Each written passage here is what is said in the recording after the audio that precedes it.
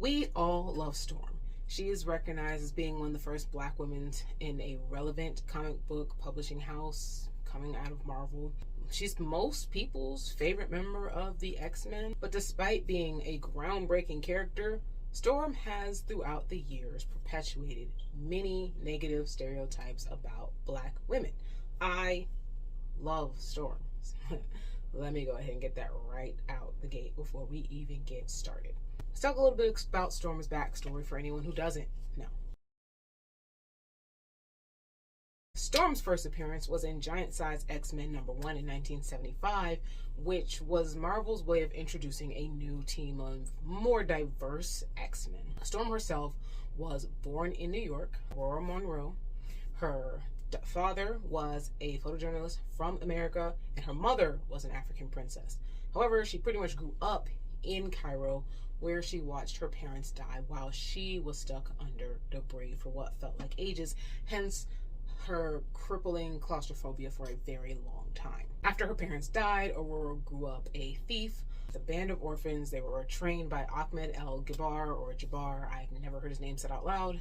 And then she goes traveling all over Africa, only to find out about her ancestry of being from a long line of priestesses with blue eyes and white hair.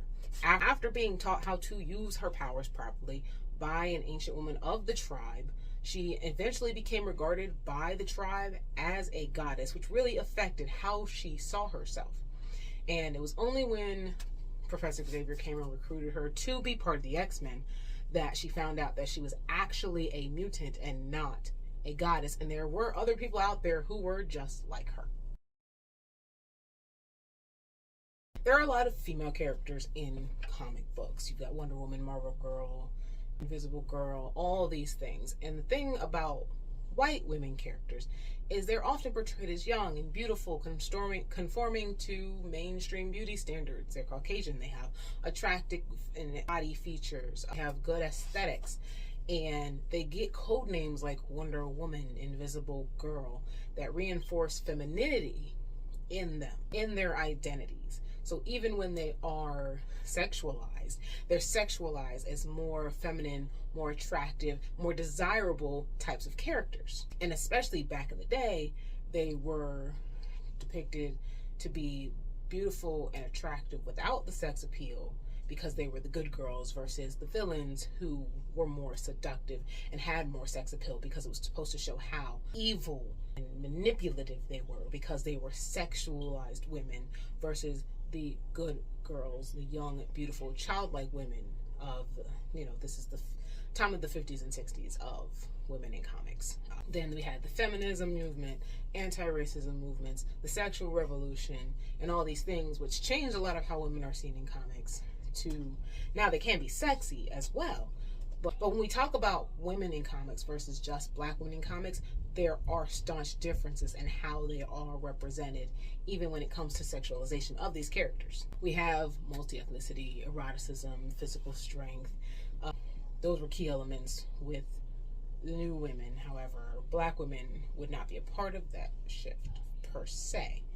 Black women have an extra layer on top of misogyny called misogynoir, which is something that affects Black women specifically.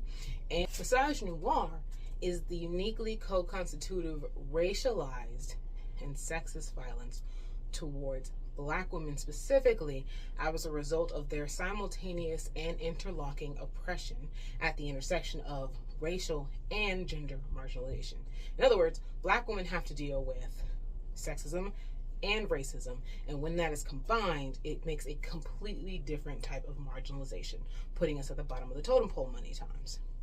Now, in this conversation about Storm and stereotypes, we're not going to talk about colorism specifically, because the colorism Storm conversation has been ongoing for a long time. We know Storm deals with colorism and whitewashing and becoming a lighter skin than she was when she was first introduced, and being different complexions and different storylines. I feel like that's been beat enough that I don't need to say it. But I do want to talk about other things she's dealt with as a Black woman. So first off, let's talk about the Jezebel. In Storm's very first depiction in Giant Size X-Men #1, when Professor Xavier came to get her, she was pretty much nude. The only thing she was really wearing was kind of a loincloth, just a piece of material. And overall, that in itself is not negative. It is the reasons and the connotation behind it that make it negative and rooted in stereotypical Black women being seen as the Jezebel character. She is the weather goddess, which her with nature and tribalism, and gets her to fall into a lot of the stereotypical depictions that we see against Black bodies. A lot of creators love to root Black bodies and Black women into nature as an excuse to give them these kinds of roles where they're nude and have no home training to wear proper clothes and be civilized like their white counterparts, i.e. Jean Grey, which I will get to that later, so that they can be seen as characters that are all right to not only sexualize but to take advantage of or treat lesser than. Storm is the Mother Earth goddess, inherently primitive character whose body is erotic and whose character is savage despite how refined a character she is. And this is rooted in white fascination of seeing Storm as othered, a Black woman, an exotic Jezebel. In fact, later on, much later down the road, we see Storm kidnapped by a poacher who tries to assault her.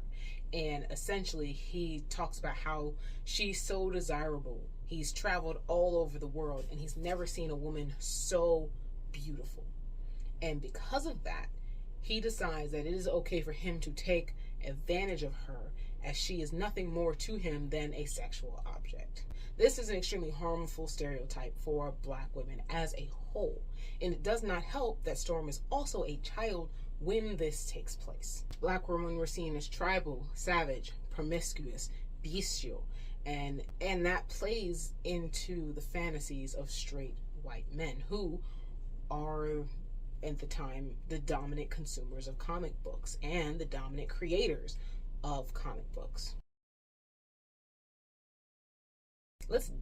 So we now dive a little bit more into the savage depiction of Storm. The hypersexualization carries over into how Storm, especially in those early days, is also shamed in the misogynoir of when she comes to the US and she joins the team.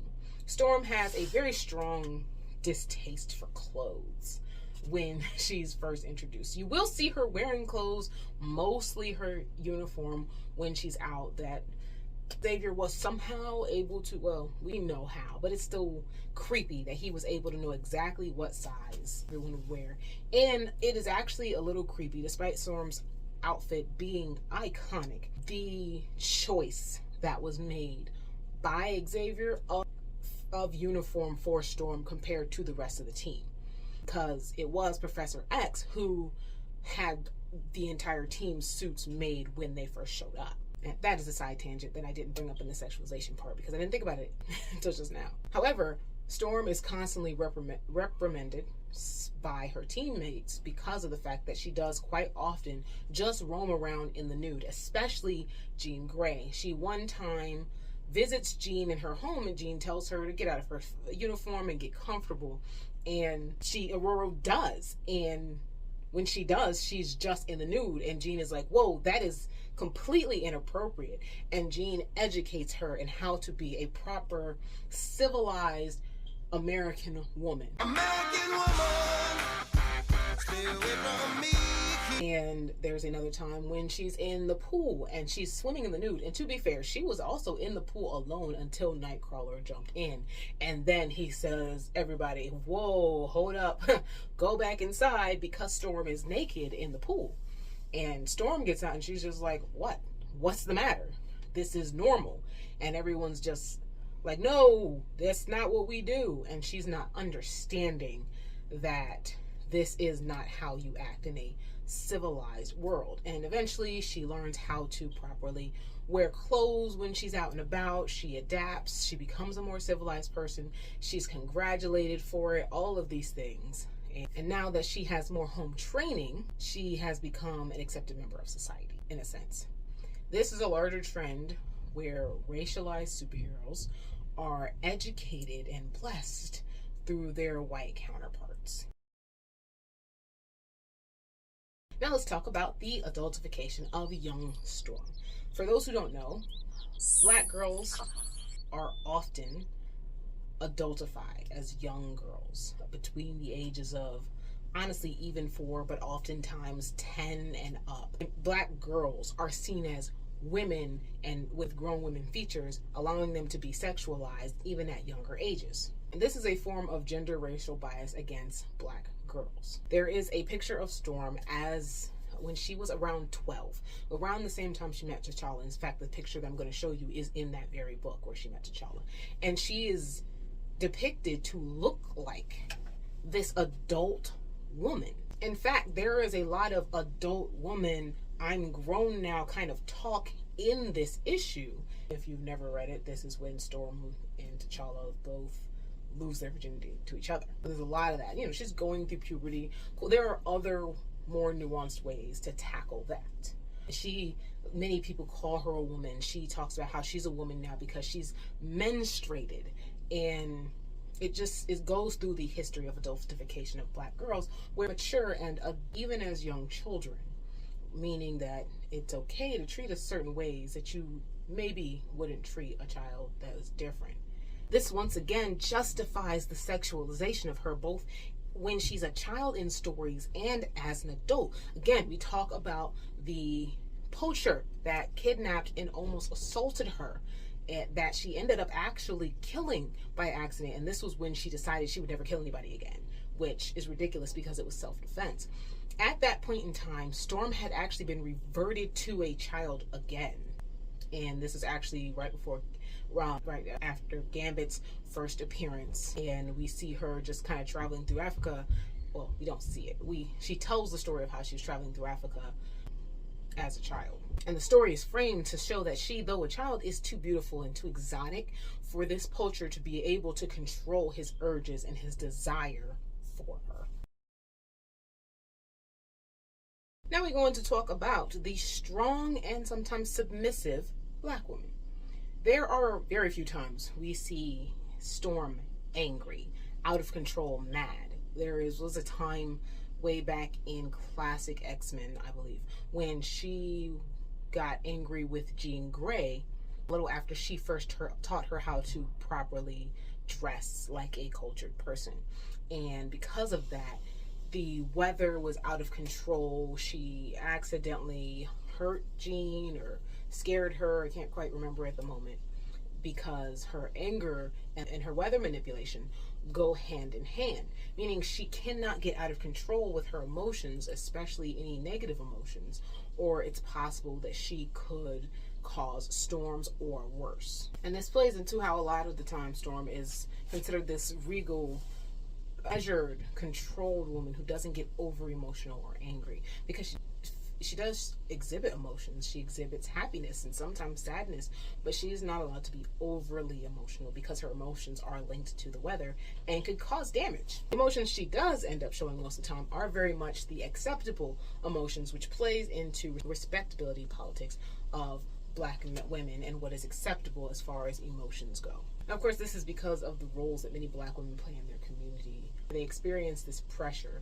to stay under control and not be overly emotional, to be nurturers, to care for the family, to be forgiving, not necessarily for themselves, but for those around them, to keep them more comfortable.